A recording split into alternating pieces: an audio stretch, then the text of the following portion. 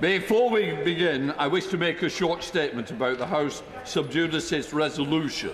There is a question on the order paper concerning SEND provision. There are legal proceedings relating to the policy applying to VAT to private schools, including in particular to SEND provision. These cases concern a matter currently before the House and of national importance. I am therefore exercising my discretion to allow reference in these cases now and in future proceedings. Right, let us come to questions to Minister for Women and Equalities. Josh Fenton-Glynn.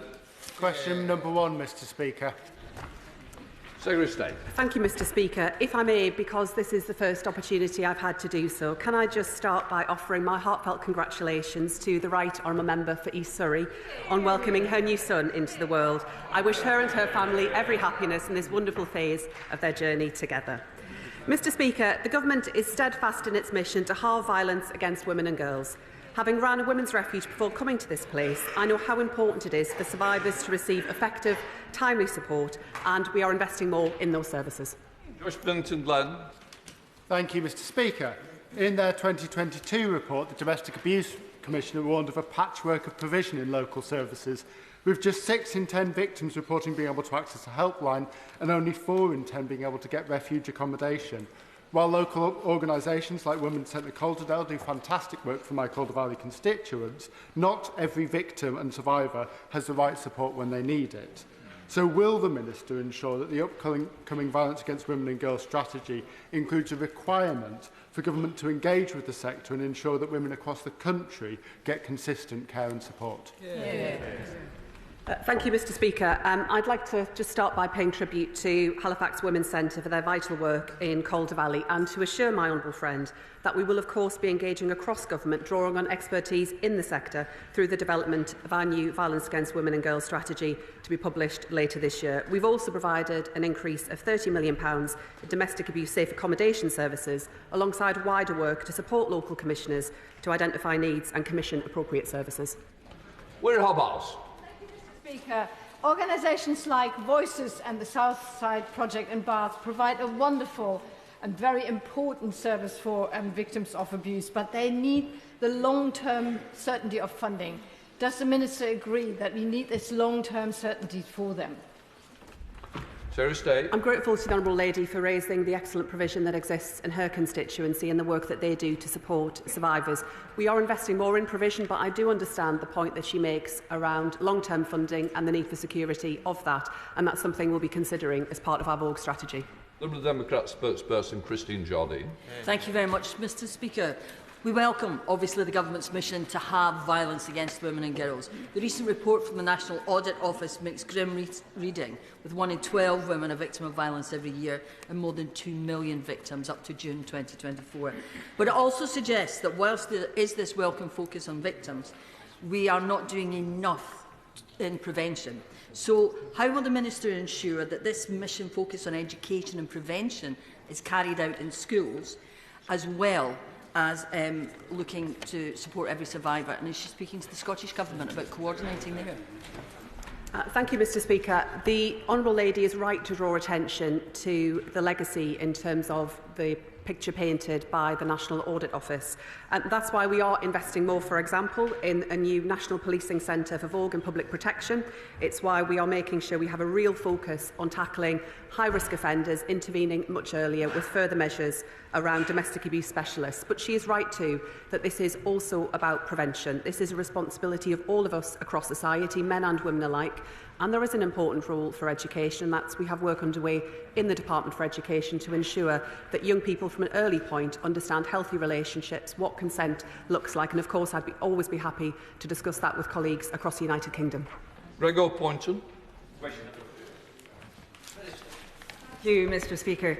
Women's equality and economic growth go hand in hand, but progress on closing the gender pay gap stalled under the previous government.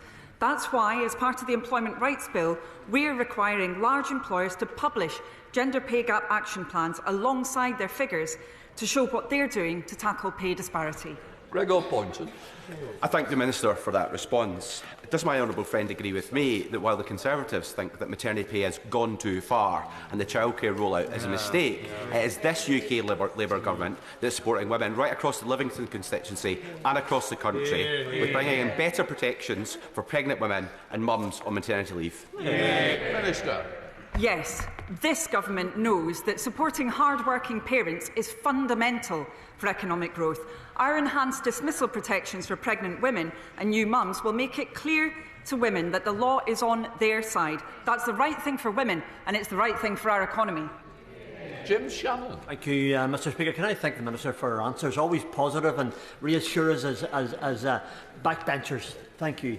What discussions have taken place with the Department for Education in encouraging young women to consider apprenticeships in mechanics, in joinery and a host of other trades which are equally well paid and which they can do every bit as well as men can, which are historically underrepresented by women? Thank you so much.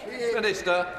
Thank you, Mr. Speaker. I'm very grateful indeed to the honourable gentleman for his kind words and for his passion around apprenticeship, something that this side of the House absolutely shares. I'm delighted that National Apprenticeship Week is going to be taking place next week. We're absolutely committed to ensuring that more girls see a future for themselves in science, technology, engineering and mathematics. Again, great for them and great for our economy. Shadow Minister Benabest ejected. Thank you, Mr. Speaker. On Monday, a judge in an employment tribunal bought by the GMB union ruled that predominantly female Asda employees on the shop floor and predominantly male employees working Asda's warehouses in completely different roles and conditions were carrying out work of equal value.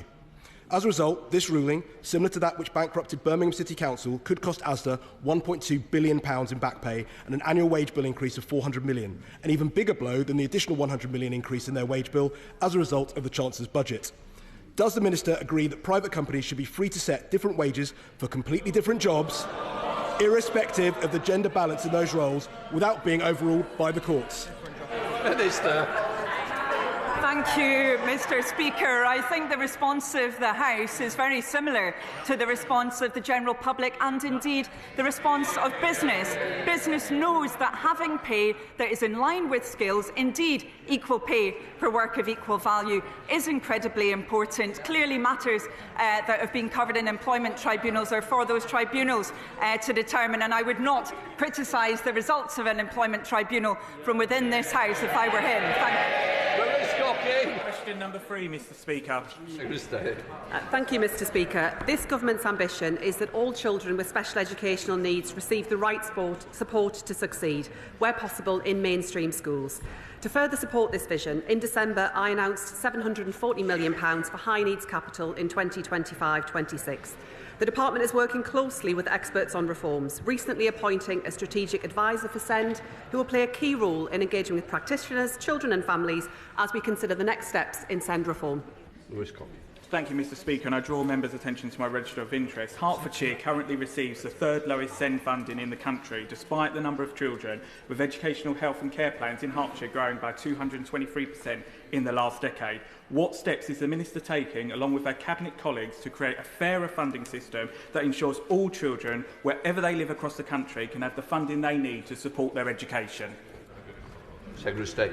Thank you, Mr. Speaker. I do recognise the honourable gentleman's interest in this area and the interest from members right across this House in the urgent need to reform the SEND system. I would, however, just gently observe that the funding mechanism is one that we inherited from the party opposite, from the previous government, and that it was the last Conservative Education Secretary who said that the SEND system they've left behind was one that is lose, lose, lose. We are determined to fix it, Mr. Speaker, to build up parents' confidence and to make sure that all children get the education and support that they need. Natasha Irons. Mr. Speaker, and I welcome this government's commitment to halving violence against women and girls and its investment in the DAPO scheme in my community of Croydon. But Croydon's youth engagement team, which is focusing on helping to prevent young women being brought into gangs through grooming and abuse and vulnerability, are facing cuts due to budget constraints within the council. So what more can the government do to support local communities and local councils to prevent young women being dragged into grooming gangs and things like that? Secretary of State. Thank you, Mr. Speaker. My friend raises a vital area. I think there is excuse me, firstly, in a very important role for youth services as part of that, but also there is much more that we need to do around safeguarding and the provisions in the Children's Wellbeing in Schools Bill around multi-agency child protection measures and much more besides, and the additional investment that we're putting into the system around children's social care will make a real difference in tackling the unacceptable exploitation that sadly blights the lives of too many children across our country. Anneliese. Question number 4, please, Mr. Speaker. Minister. Thank you, Mr. Speaker. The Government has made and published its decision. We accepted the Ombudsman's finding of maladministration and apologised for the delay in writing to the women affected. We've started working with the Ombudsman to make sure lessons are learnt and will develop a plan for effective and timely state pension communications. Thank you very much, Mr. Speaker. It's fair to say that people are disillusioned with politics and politicians because they feel that things don't change, not for the better anyway. And the Tories wouldn't compensate WASP with women, and it looks like neither will we. And the Tories here in the SNP government in Holyrood have abandoned the workers of the Grangemouth refinery, and so far I have to say our government hasn't fared any better. So my question is a pointed one. Does the Secretary of State and the wider government not realise that if we don't provide the positive change that we promise and we improve living standards, then the next government could be a hardline, far-right effort that looks to impoverish society further? Minister. Well, I can reassure my honourable friend we've been elected on a manifesto of change, and change is what we will deliver. We've been working hard on Grangemouth. In the question of WASPI, we don't think compensation is appropriate. The evidence is that 90% of those affected did know there was a change coming out. Of course, we can't now work out who did and who didn't. But amongst those investigated by the Ombudsman, nobody lost financially from not knowing. So we couldn't justify paying out up to 10 billion in compensation. Instead, we're going to work to make sure the problem never happens again. Calder Lockhart.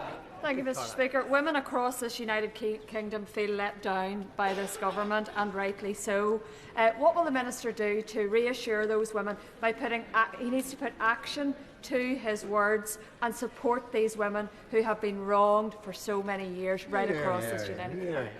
Well, Mr. Speaker, we are going to work with the Ombudsman to make sure this never happens again. There will be a detailed report which will be published. We're committed to make sure that in the future sufficient notice is given of any state pension changes, and we're going to develop a communication strategy using the most up-to-date methods for state pension. For example, the Check Your State Pension Service does give a forecast, including telling you when you can take your state pension. Mary Glendon. Number 5, please, Mr. Speaker. Minister. Thank you, Mr. Speaker. This government is steadfast in its commitment to protecting single-sex spaces and committed to ensuring that services feel confident in providing them with better guidance. The AHRC will publish the revised code once it's finalised the draft and it has been approved by ministers. That follows the AHRC's consultation, which has now closed. Mary Glendon. Thank you, Mr. Speaker. The Government has recognised there is confusion or lack of awareness about the Equality Act single-sex exceptions and how to apply them in practice. So does the Minister agree that the updated AHRC statutory code is needed as soon as possible to make it explicitly clear that the Act provides for single-sex services for biological women? Thank you, Mr. Speaker. It is vitally important that service providers have clear guidance about the Equality Act. The AHRC has already published non-statutory guidance on the legislation for separate and single-sex service providers, and the new government has also acted to underline that single-sex refuges, for example, are fully legally compliant, as I emphasised when I visited such a refuge in September. Thank you. Ms Jarvis. Number 6, please, Mr. Speaker. Minister. Thank you, Mr. Speaker, and with your permission I will group this question with question 13. I'm not sure that Mr. Speaker would allow me to go into quite the level of detail about the amount of discussions I have with the Home Secretary about this issue. It would take hours because it is every single day. But this weekend the government announced that we will be spending £13.1 million of funding to create a national policing centre for violence against women and girls and public protection, and that is due to launch in April. Liz Jarvis. Mr. Speaker, According to the National Audit Office's report published on Friday, the epidemic of violence against women and girls is getting worse, and current prevention activities have largely focused on reducing reoffending rather than preventing initial offences.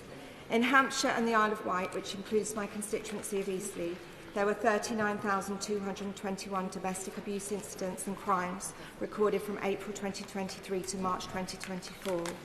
Following recent tragic events, what measures is the Minister taking to encourage prevention and foster the cultural change necessary to keep women and girls safe? Minister. I thank the Honourable Lady, and the tone at which she takes about the domestic abuse in her area is one that I'm sure is shared across the entire House. The National Audit Office did, in fact, absolutely write what frankly can only be considered to be a damning indictment of the efforts of the last violence against women and girls strategy from the opposite side to where I'm sitting now, and we will do absolutely everything we can to ensure the prevention, both in education of those who perpetrate. That will be a fundamental part of our strategy, and unlike previous strategies, we'll actually do it. Sarah Edwards. Speaker, many women fear violence and assault on nights out, even more so when alcohol is involved and it's dark. In my constituency of Tamworth, the Tamworth Street Angels do vital work, ensuring that people feel safe in the town centre during the evenings, and they offer support when women need it most. Will the Minister agree with me that we should support organisations like Tamworth Street Angels, and will she join me in congratulating them on their recent King's Award for voluntary service? Minister. Gosh. I absolutely will join her in saying what amazing and vital work people like the Tamworth Street Angels are doing. It is unacceptable that women feel unsafe when they are out and about, and one of the things this government seeks to do is not just change legislation, for example on spiking, to make sure that it's okay and that our laws are right, but to make sure that on the ground we are actually training people in pubs, clubs, bars, in our nighttime economy, because words written on goatskin here, when the rubber hits the road in places like Tamworth, we need people like Street Angels to make sure it actually means something. The Minister, Saki Barty. Thank you, Mr. Speaker. 3 weeks ago, the government announced 5 local inquiries into rape gangs, which crucially cannot compel witnesses to give evidence. We still don't know where all of them will be, and we don't know how those towns will be chosen.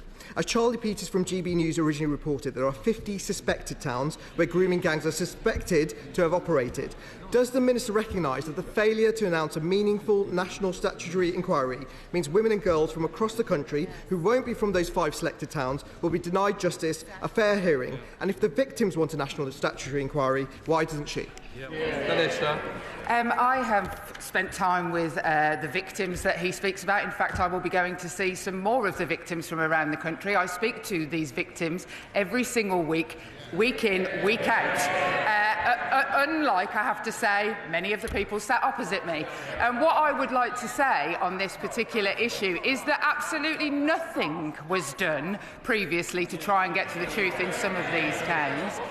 And we will absolutely do whatever we can to root out, as everybody in this House wants to see, while some of us wish to use it for political ends, an end to this particular crisis.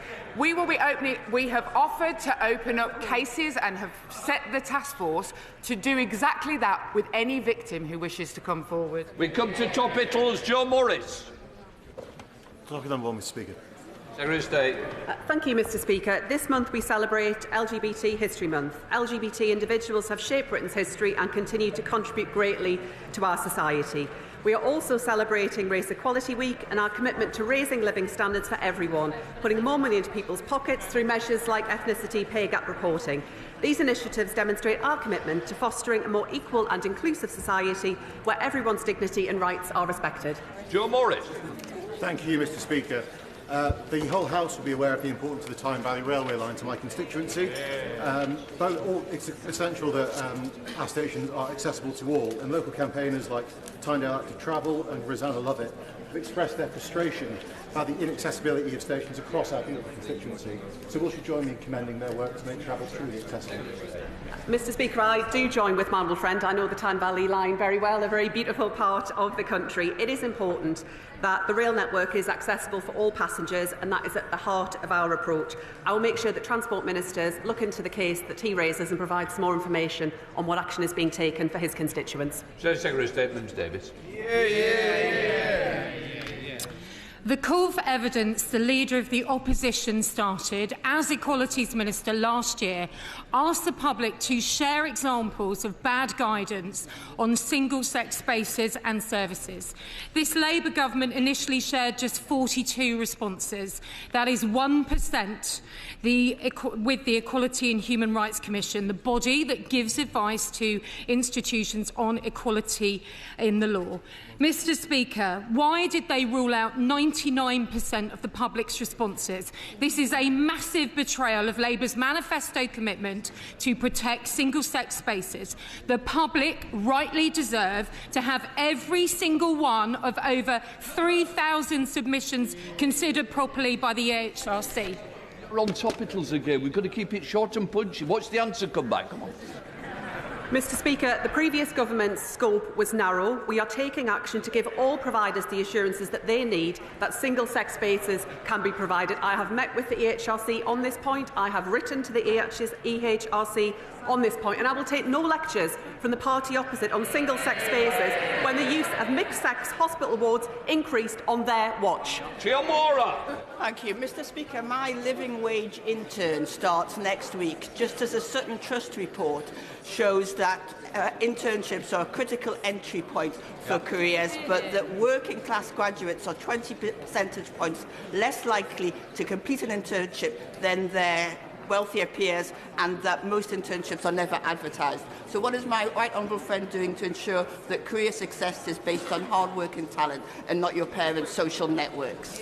I absolutely agree with my honourable friend. No young person should be held back by their background or expected to work for free. We remain committed to banning unpaid internships so that young people are paid fairly, and we'll set out further details in due course. Thank you, Mr Speaker. In Norfolk and Waveney, 44% of women on a gynaecology waiting list have been waiting longer than the 18-week NHS target for treatment, 1 in 10 over a year. These are the worst waiting time stats in all of England. So can the Minister tell me what conversations she's had with the Health Secretary to make sure that women in North Norfolk will no longer be left behind?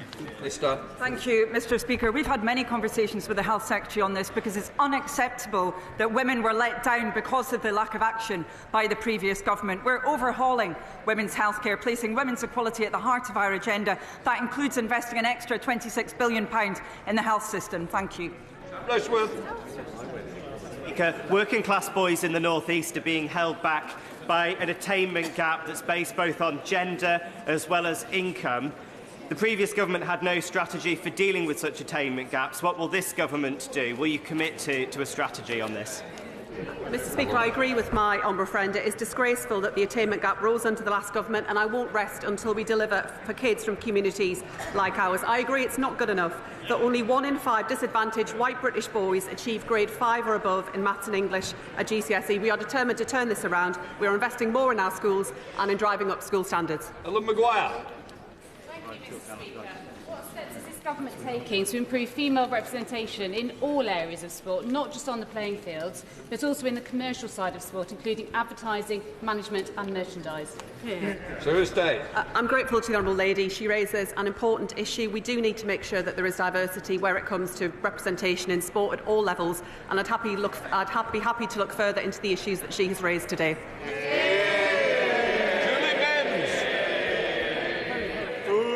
Too many disabled people reported being unable to vote at last year's general election.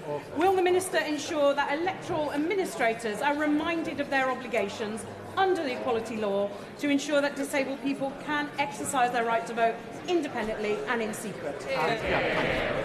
I agree with, as to the importance of the issue that my honourable friend identifies. I will make sure that the relevant minister picks up on this point and ensures that electoral administrators are aware of their responsibilities. Rebecca Smith.